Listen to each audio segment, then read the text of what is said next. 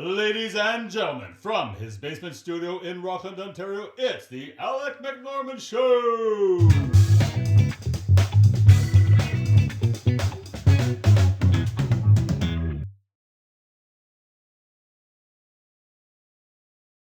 Hello, everybody, and welcome to episode 4 of the Alec McNorman Show. It's great to have you guys here today, and today I have a guest, a lovely, talented young woman who I met during courses when we went to the BBA program at Yorkville University, Shir Azari. Welcome, Shir. Hi, thank you so much for having me on your show. I'm so excited to be here. Not as excited as I am, I assure you. Okay, so the first thing I'd like to do, Shir, is to read the quick bio of yourself, and then we'll get into the interview. How does that sound?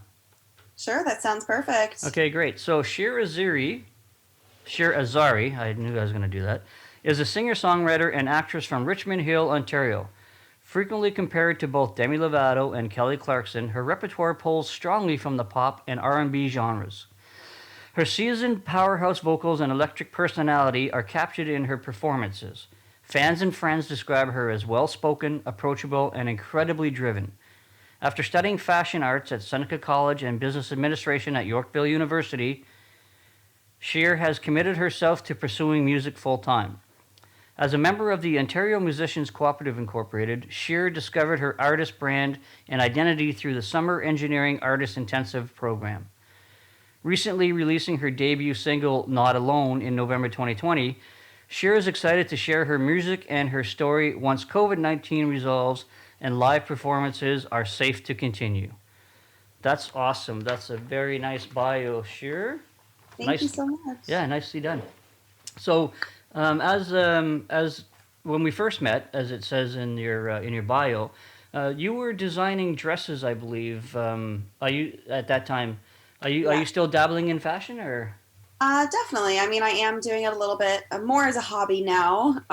Originally, I wanted it to be a career because I felt like basically when I went to post-secondary school, I wasn't pursuing music, and I felt like there was this like hole in my heart kind of thing. Mm-hmm. So I thought maybe fashion would fill it up. And I enjoyed my time in fashion school, but right now I've realized that music is really the only thing that will fill that hole for me. So that's why fashion is now just a hobby, but I'm definitely really thankful for being in school for fashion because now I understand how clothing is made and why custom dresses are so much more expensive than the ones you go and buy in the store. Okay, so it's not just the name, then there actually is a difference in the materials or whatever, the design? Yes, yeah. I mean, you're still paying for the name as well, but there's definitely a difference in quality and construction and things like that. Cool. So that reminds me of another question that I had then was when your album comes out and you become more famous, and hopefully this show can help you do that, you'll be basically a triple threat then, right? You're a singer, fashion designer, and an actress, I read. Yes. Yeah. Yeah. So definitely, I'm really excited about all of the things that I can do, and it's funny because sometimes I forget how much I can do, and my mom has to remind me. When someone's in like those funks and they kind of like I know I get that when I have those moments that I'm like, oh, I'm not good enough, or I can't do this.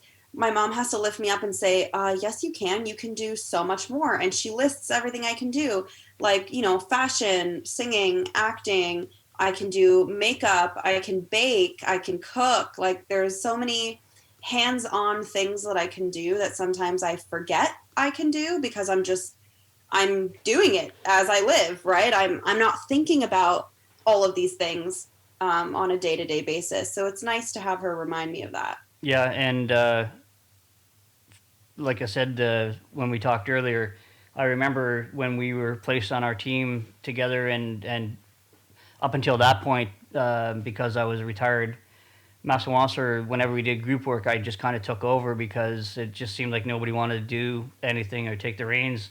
But with our course, the course that we did together, you just took charge right away from the team, and I was like, oh, perfect, this is great. So yeah, it's one of those things is you are a very strong and independent woman, and that was one of the big things that I remembered about you right off the bat. And so yes, we are as A-type personalities, our own worst critics. So good kudos to your mother for keeping you strong and resilient, because yeah, you do bring a lot to the table, as I remember. Thank you. Yeah. Thank you so much. No worries.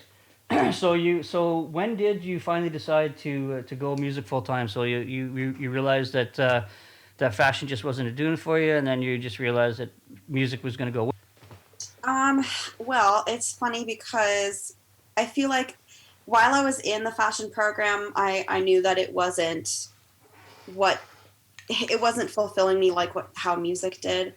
Um, so once I finished that, I kind of thought, okay, well, if I'm not going to study music and I just studied sewing, then what am I going to do now? Let's say I've learned how to make the clothes. So what do I do now? I want to learn how to sell the clothes. So that's when I applied for the business program that we both were in at Yorkville University. And I liked that it was online. So that way I can do my music, or I can go back to musical theater groups, in the evenings after I'm done school and work. And by the way, I do work full time as well. So I'm juggling a lot on my schedule. Now, the initial plan was to do my music as I was in school and working, but it seemed like my day was taken up by work and school because there were so many assignments, as I'm sure you remember. Yep. And so, I was still writing songs here and there, but it wasn't anything serious. It was just something to fill my soul, I guess, fulfill myself music wise. And only after I graduated in March of 2020 is when all the time that I spent on my homework and my assignments, that time cleared up because I didn't have any of that anymore. So I was able to finally focus on my music then and there. And during the summer, that's when I joined OMCI, the Ontario Musicians Cooperative Inc., that you mentioned in my bio. And they helped me a lot to figure out who I want to be as an artist. Because yes, I can sing, yes, I can write songs, and I love it. But if I want to be the commercialized singer that I want to be, I need to be, I guess, commercialized, right? I need to be a person that knows what she wants to look like and what stories I want to share with my audience. And they really helped me with that. Well, that's good. It's nice to have a little bit of direction and people to help push you that way. Definitely. Yeah. No, that's cool. And I liked like a lot of people when I graduated, when I finished my degree in September of last year. A lot of people were like, "Oh, congratulations! It must have been a grind, 2.5 years." And I'm like, it's easy for me to do because like I was getting paid to stay home and go to school, and I kept saying like I don't know how the people like yourself that were going to school or working full time and then doing like your side projects with the dresses and then and fashion and also trying to do these assignments. Like we were doing we had 3 courses a semester, and I was putting in like basically it was a full-time job for me. So kudos to you guys. I don't know how you guys did it, but congratulations to you. And again, that's as far as I'm concerned, that's just another testament to your strong personality. Thank you so much. I mean, I will admit that there were a few days where I would bring my assignments to work. Yeah, yeah. But I still did my job. Mm. No, that's good, and like I said, fantastic for you guys. So, the other thing that I wanted to ask you is like since I've been doing this podcast, I've only doing it now. This is the 4th episode, so I've been doing a lot of research online. I noticed that there's tons of information on the internet with regards to recording and producing and good stuff like that.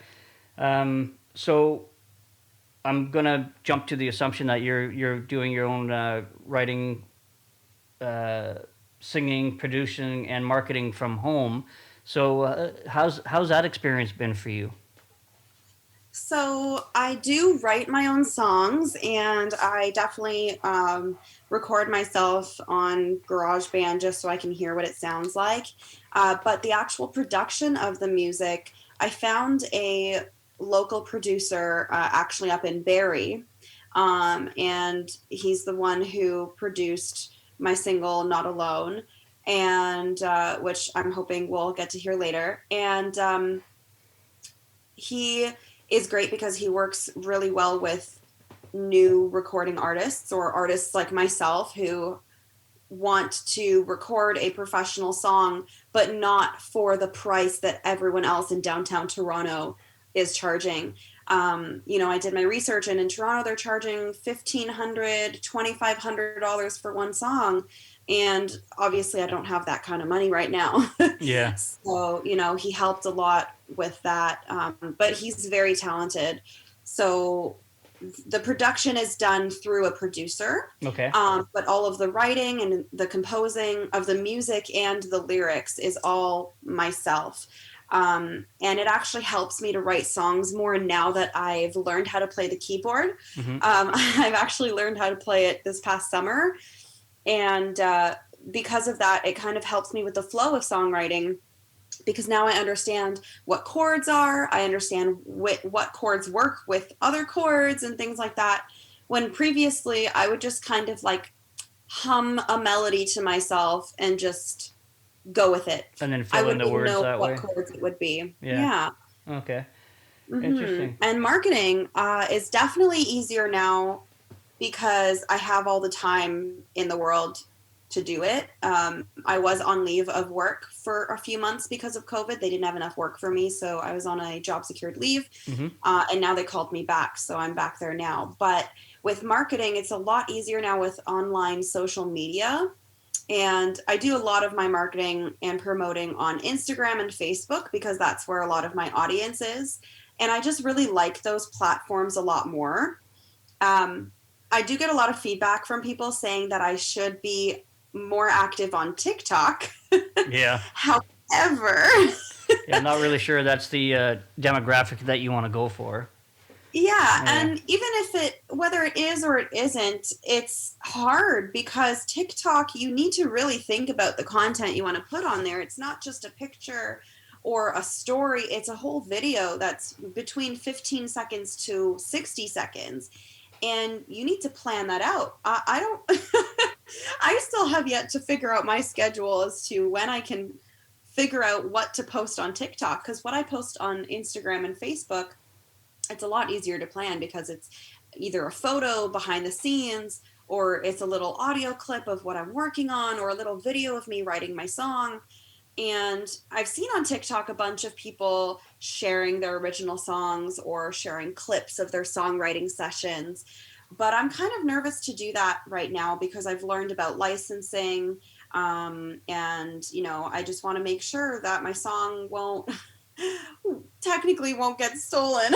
Yeah, exactly. And you know what? That's some good business savvy there. I think that was one of the assignments we had to do on the course, is protecting your intellectual property. So and honestly, that's one thing that I never even thought of. So that's awesome.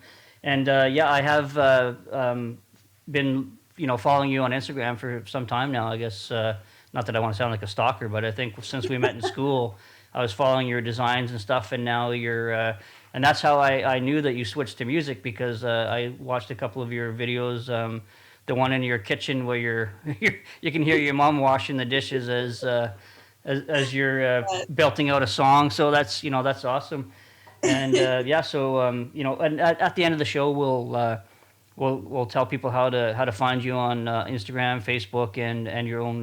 You have a website, I believe. Yes. Yeah. Okay. Cool.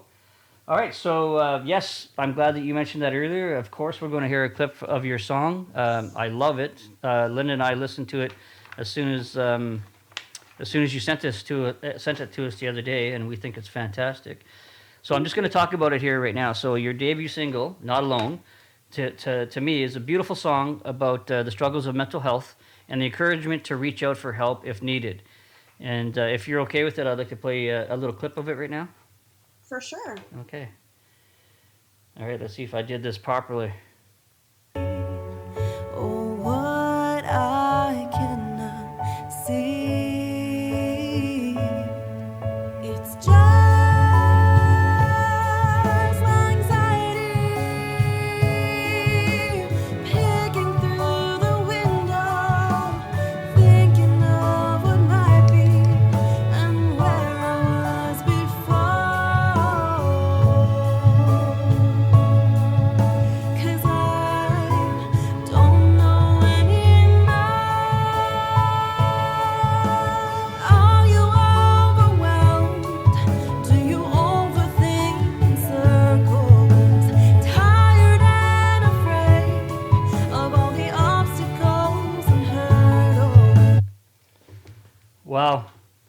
Would you?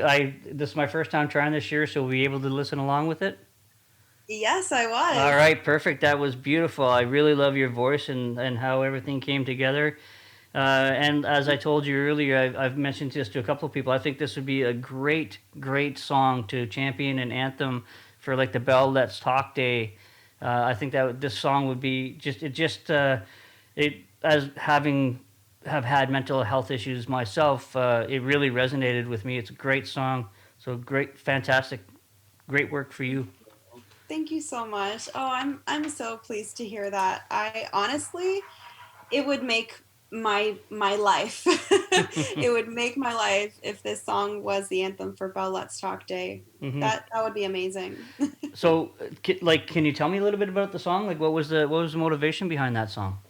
Definitely. Well, I wrote it based on my own personal struggles with anxiety, but I wrote it in the perspective of me comforting someone who's going through those moments with their mental health, whether it be anxiety, depression, or anything else that comes along. I have a few friends who suffer from bipolar disease. I have other people who suffer from also anxiety and major depression.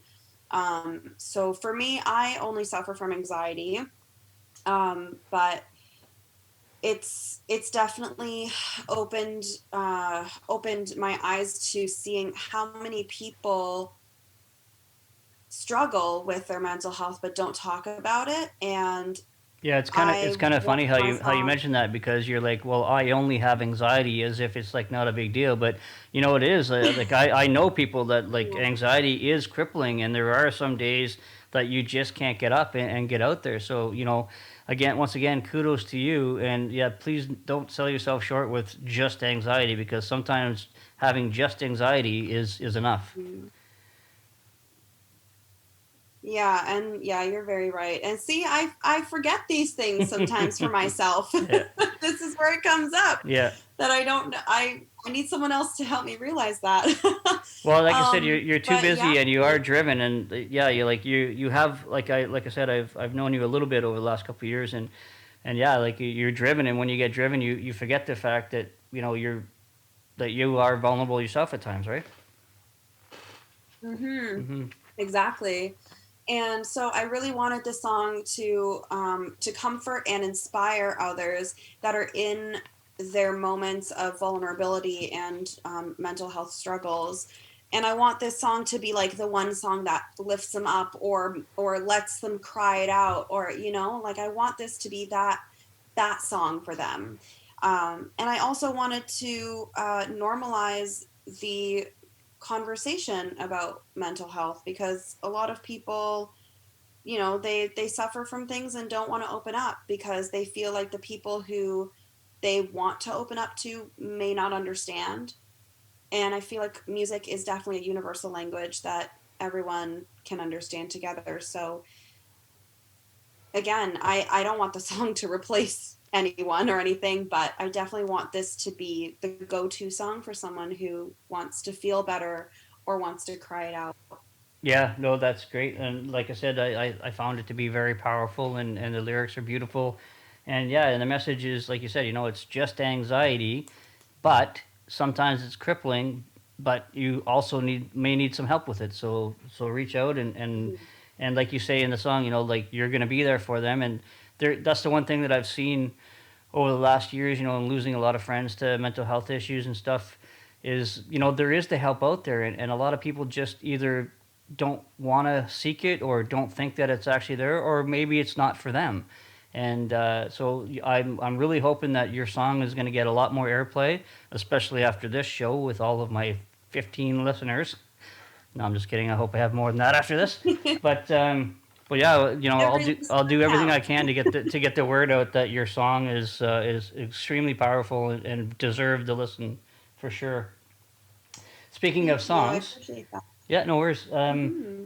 So do you have any other songs on the horizon? Are you working on anything else right now, or? Definitely. So I am currently writing my album, Oh, an which I'm album. hoping to release. say early 2022. I was kind of hoping it to be earlier than that, but because of the pandemic, obviously, I can't go running to my producer right now. So I'm hoping that I can record it throughout the summer and the fall, and produce and get it all ready for the launch. And a lot of these songs, they're pretty much in the same kind of realm of or a genre, I guess, of music, because I really love pop ballads. I really love those like emotional songs that take you to places. But I don't think all of them will be on the same topic. So, for instance, Not Alone is about mental health. Yeah. I'm not sure if the rest will be, but it'll definitely be a cohesive bunch of songs. And I think that everything will work out really well together. And I'm definitely really, really excited to hear the feedback from my fans, from my friends and family on what they think of the other songs. Because as of right now, I've gotten a lot of positive feedback on Not Alone. So I definitely can't wait to see what they say about my other music. Yeah, speaking of which, it's like when I was preparing to do the interview and you sent me the link to the song and I was on your website, I went across went onto the press page and saw that you had already done a couple of other podcasts and had some interviews with glowing reviews. So good, good for you. I'm very excited for you, and I'm really hoping that that your career is going to take off any moment now. Thank you so much. I'm definitely trying my best to, expose my presence out into the online community. Because I do want to gain that fan base genuinely, and I also want to create buzz around what I'm doing. So, music industry professionals can come to me and say, "Hey, I like what you're doing. Let's work together." But before we do that, I want to make the career alone, independently, as an independent artist. I want to make waves myself. And then once I see that I can do that, then I will open up my chances to speaking with industry professionals. Nice, and there's no doubt in my mind that you're going to be able to do that for sure. So, Thank you. where can people find out more about Shir Azari? Where can they find you? Well, I am all over the map. Well, let's start with the website. You can definitely visit my website, shirazarimusic.com. And I have all of the information there. I have, information about myself as a person, myself as an artist. And I also have a store coming soon. So that's exciting. Mm-hmm. I'm currently creating the designs for the merch. So if anybody wants a little taste of that, that'll be coming in the next couple months. I better get a free t-shirt. And I'm also all over social media. I can definitely send you a free t-shirt. Awesome. Definitely. That's cool. And so, yeah, I'm also all over social media. So my handle or my tag is Shir Azari Music on all platforms. Facebook page, Instagram, Snapchat, TikTok, Twitter. And I'm also recently on Clubhouse, which is a new app, invite only. Unfortunately right now because it's in beta version. But I'm also Shir Azari Music on Clubhouse if any of you are on there. Oh, cool. All right, that's awesome. I'll make sure. So everybody that's listening out there, please visit Shir Azari Music. That's SHIRAZARI Music. And you can learn more about Shir and listen to her song and download her song. And in a couple of weeks, get some Shir Azari t-shirts and swag, because it's going to be something someday. Let me tell you right now, this woman is going to hit the charts. Thank you so much. Oh, I'm so excited. I'm excited too. And if you ever need if you need a hype man, I know a guy. Oh, really? Yeah. He doesn't really do much. He just sits in his basement all day behind his computer and does stupid podcasts. So he's available. Well, don't sell yourself short. Yeah, exactly. Bezos. There you go. The guy from Amazon started in his garage. True story.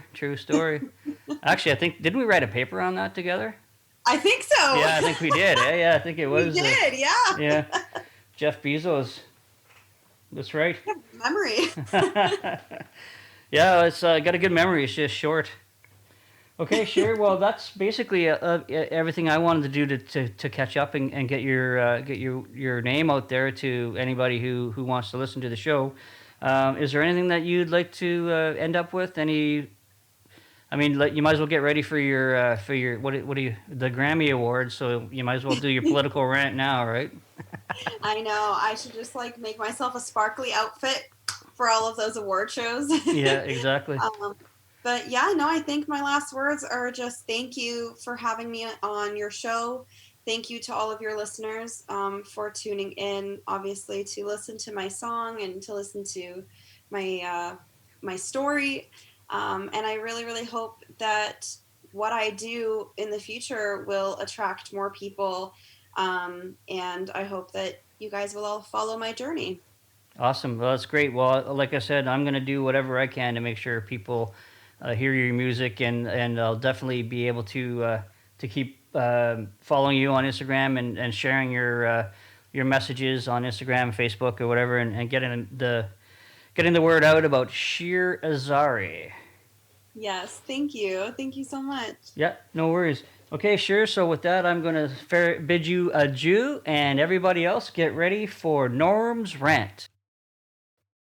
And now it's time for Norm's Rant. Dreams. Everybody has them. And if you don't have them, why don't you have them? Surely everybody must have, as a child, thought, I want to be a ballerina, or a singer, or an actor, or an astronaut, or a teacher, or a professor, or anything. Whatever your little heart desired, you could have been anything when you were a kid. But somewhere along the line, people lose their dreams, or they have them taken away from me, which really pisses me off. So why do people crush people's dreams? I have no idea. I've always been somebody who's encouraged people to follow their dreams. Let me give you an example. When my oldest daughter Keely, was in grade 10, I was in Libya, and one of the main reasons why I switched Apple products back in the days, so no matter where I was in the world, I was able to text or FaceTime my children. And one time I FaceTimed Keely or was texting her, and she was a little bit down. And I'm like, "What's wrong, Keely?" And she's like, "Well, I had a meeting with my guidance counselor, and he says that my marks aren't good enough to be a doctor." So, of course, being in the military medical system for a long time, I've met a lot of doctors who had many different ways to becoming a doctor. The doctor that I worked for at the time was a doctor before he became a doctor. He was a PhD in microbiology before he became a medical doctor. So I lost my shit. I was like, Keely, don't let some fucking asshole teacher, guidance counselor, by the way, my opinion is guidance counselors are failed teachers, so do with that what you will. But I'm like, he can't say that after 6 months of you being in grade 10 that you can't be a doctor. That of course you can be a doctor. You're smart enough. You're talented enough. You're driven enough. Of course you can be a doctor. Why can't you be a doctor? And ever since then, she changed her vocation. So I mean, I'm very proud to say that she's a registered nurse now, and she's got a very good career. She's working doing endoscopies for the Ottawa clinics, the Ottawa hospitals, and I'm very proud of that. However, there's no reason why she couldn't have been a doctor except for this teacher who, after 6 months of marks in grade 10, said, no, you'll never be a doctor, squish that dream and go on to something else. And I'm like, you know what? Like, fuck you, man. That was absolute bullshit to tell a kid, in grade 10. And then my youngest daughter, Jara, she had such a beautiful singing voice growing up. I remember one time I went to videotape her at the school. She was doing a talent show type thing. I think it was around Christmas break. And her best friend at the time, Gina Freder, got up there and they were singing the song. And I don't know if it was because Jana's mic wasn't working, or if Jara was over singing her or whatever, or if I was just picking up Jara's voice more than Jana's. But I sat there in the back of the auditorium of the school, with tears coming down my face of how beautiful my little daughter's voice was. And of course, always wanting to support my kids.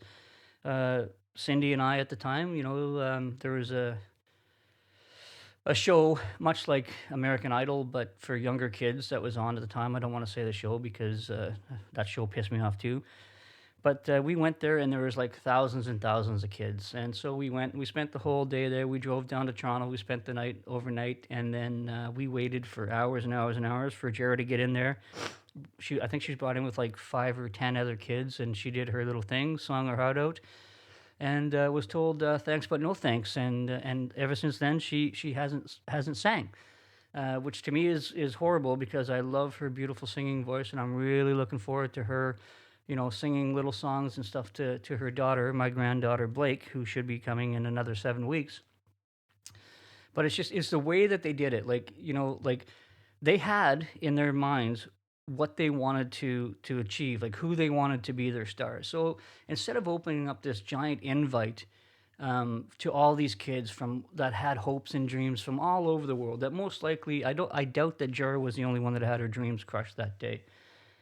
But instead of actually putting out a welcome to anybody who could be the next star or whatever, what they should have done is put it out there as like, we are looking for 5 to 10 individuals to compete on this program, and this is what we're looking for. We're looking for, X, Y, and Z in these people. And unfortunately, if you don't fit X, Y, and Z, well, then this competition isn't for you.